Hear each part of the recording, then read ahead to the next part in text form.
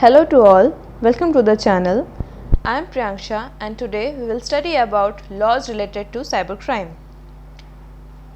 In today's video, we will study about few sections related to cybercrime from IT Act 2000-2008. So, these are the sections on which we will talk briefly one by one.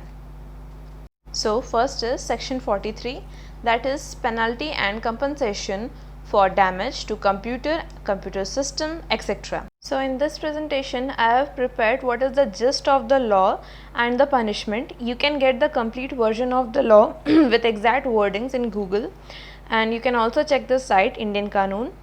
So in this section we have penalty and compensation for the damage of computer and computer system.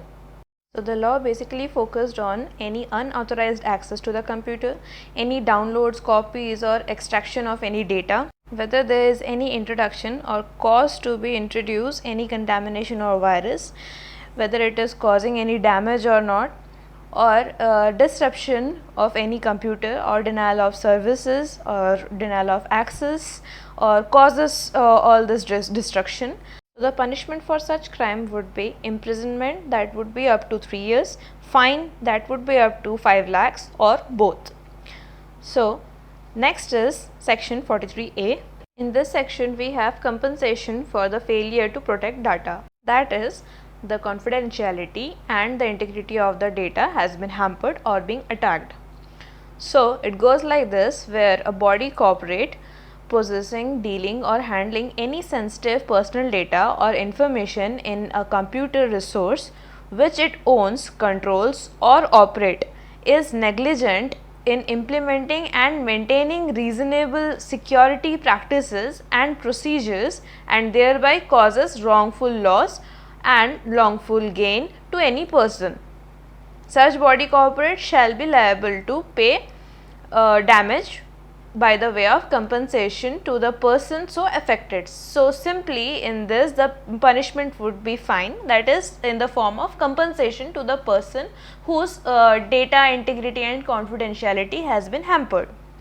So the next is section 65, that is tampering with computer source document. Now what is source document?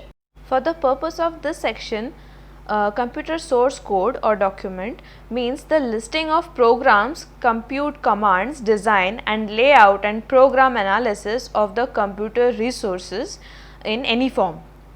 So basically it is the code that has made the main skeleton or backbone of the applications that you are using in a computer. So if someone intentionally or knowingly tamper with your computer source document, then the punishment would be imprisonment, that would be up to 3 years, and fine, that would be up to 2 lakhs or both. So the next is section 66A, that is punishment for sending offensive messages through communication services. So this part we have already covered in the video where I have explained all the types of cyber harassment which is related to this. So in this mainly offensive or menacing character, false accusations or defaming messages which has been spread or sent to the particular person. In this section the punishment would be the imprisonment, that would be up to 3 years and fine. Next we have section 66B, that is punishment for dishonestly receiving stolen computer.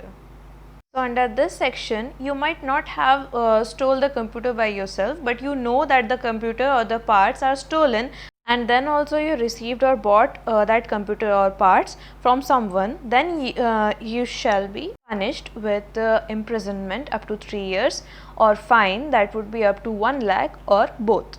Next we have section 66C, that is punishment for identity theft. So under this section, if you fraudulently or dishonestly make use of electronic signature, password or any other unique identification feature of any other person shall be punished. In this punishment would be imprisonment, that would be up to 3 years, and fine, that would be up to 1 lakh.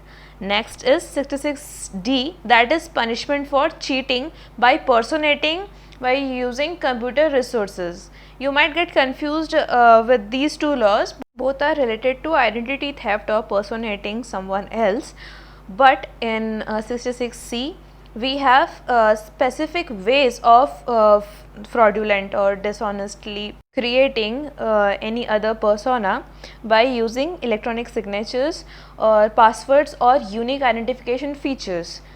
But in 66D we don't have such types. We have only using by the use of communication devices or computer resources to cheat or to impersonify anyone else.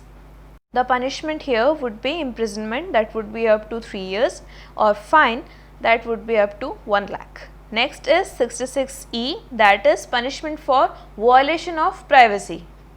So this section deals with a sensitive issue. This might be correlated with section 509 of Indian Penal Code, that is intending to insult the modesty of any woman, or section 375, that is sexual assaults.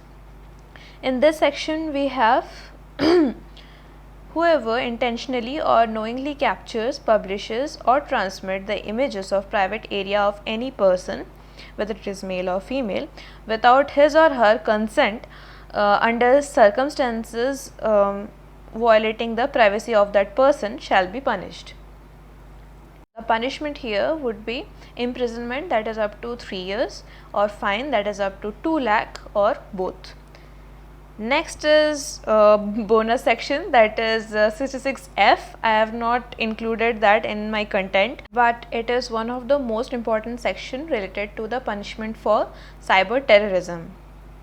So this section goes like this: whoever with intent to threaten the unity, integrity, security and sovereignty of India, or to strike terror in the public or people or any section of the people by first cause denial of access to an authorized person, second attempt to penetrate without authorization, third introducing any contamination to any system that is important or contains any document or data tampering with which can cause injury to the interest of sovereignty and integrity of India, security of the state, friendly relations with foreign states, public order, decency or morality, or in relation to contempt of court, defamation or incitement to an offence or to the advantage of any foreign nation, group of individual or otherwise commit the offence of